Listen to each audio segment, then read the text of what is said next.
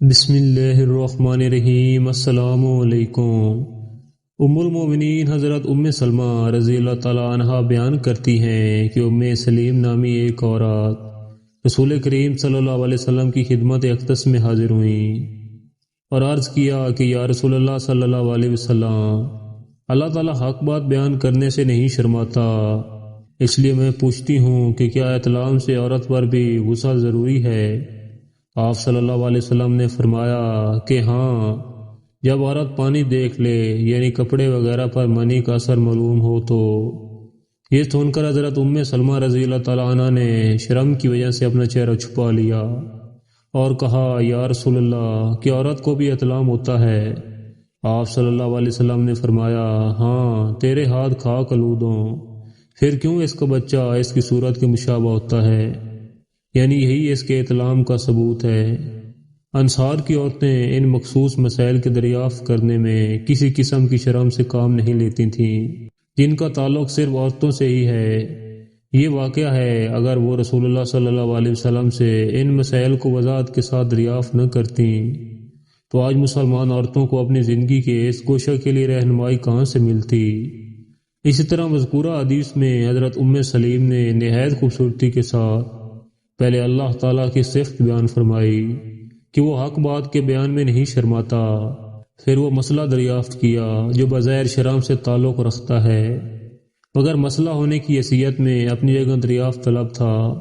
پس پوری امت پر سب سے پہلے رسول اللہ صلی اللہ علیہ وسلم کا بڑا احسان ہے کہ آپ صلی اللہ علیہ وسلم نے ذاتی زندگی سے متعلق بھی وہ باتیں کھول کر بیان فرما دیں جنہیں عام طور پر لوگ بے جا شرم کے سارے بیان نہیں کرتے۔ اور دوسری طرف صحابی عورتوں کو بھی یہ امت بے حد ممنون ہے کہ انہوں نے آپ سے بے حد مسائل دریافت کر ڈالے جن کی ہر عورت کو ضرورت پیش آتی ہے۔ مسلمان کے لیے اللہ کا حکم ہے کہ چھپی دوستی رکھنے والے نہ بنو۔ اسلام میں غیر محرم مردوں اور عورتوں کا باہم مروجہ محبتیں کرنا یا دوستیاں لگانا ایک بیہودہ عمل ہے۔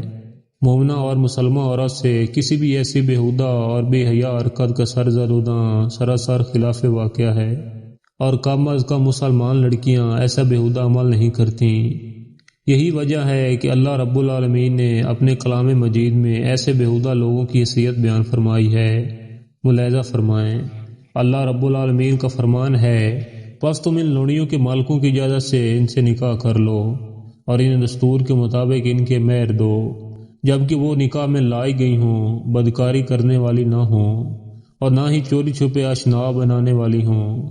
اس طرح اللہ تعالیٰ نے مسلمان مردوں کے لیے اہل کتاب کی عورتوں سے نکاح کا جواز بیان کرتے ہوئے ارشاد فرمایا اور تمہارے لیے پاک دامن مسلمان عورتیں اور ان لوگوں کی پاک دامن عورتیں حلال ہیں جنہیں تم سے پہلے کتاب دی گئی، جبکہ تم انہیں ان کے مہر دے دو۔ نیز انہیں نکاح کے قید میں لانے والے بنو، نہ کہ بدکاری کرنے والے اور نہ چھپی اشنائی رکھنے والے۔ مذکورہ دونوں آیات مبارکہ میں اس کائنات اور اس میں موجود ہر مخلوق کے مالک و خالق اللہ احکم الحاکمین نے غیر محرم لڑکا اور لڑکی کے باہمی غیر شرعی طور پر بغیر نکاح کے کی جانے والی دوستیوں کو پاک دامنی کے منافی قرار دیا ہے۔ جب کوئی مسلمان عورت اپنے کردار میں مضبوط دیوار کی طرح ٹھوس ہوگی تو کوئی بیمار دل شخص کسی بھی طرح اسے اپنے دام تزویر میں پھنسا نہیں سکے گا۔ پھر ایسے مرد یا تو جگہ جگہ بکنے والی لونڈیوں کے قابل رہ جاتے ہیں یا پھر اہل کتاب یہود و نصارہ کے بے حیا عورتوں کے جال میں پھنس جاتے ہیں، اور ایسی عورتیں جو محض چند ٹکوں کے بیلنس، شاپنگ اور محبت کے جھوٹے دعووں کے عوض غیر محرم کے ساتھ ناجائز تعلق قائم کرتی ہیں، حتیٰ کہ کچھ اپنی عصمت تک کا سودا کر لیتی ہیں، وہ بقول لونڈیوں کی طرح ہوتی ہیں یا پھر اہل کتاب یہود و نصارہ کی عورتوں کی طرح بے دکھت۔ اللہ رب العزت سے دعا ہے اللہ امت محمدیہ صلی اللہ علیہ وسلم کے بیٹوں اور بیٹیوں کی عزت و عفت کی حفاظت فرمائے، آمین یا رب العالمین۔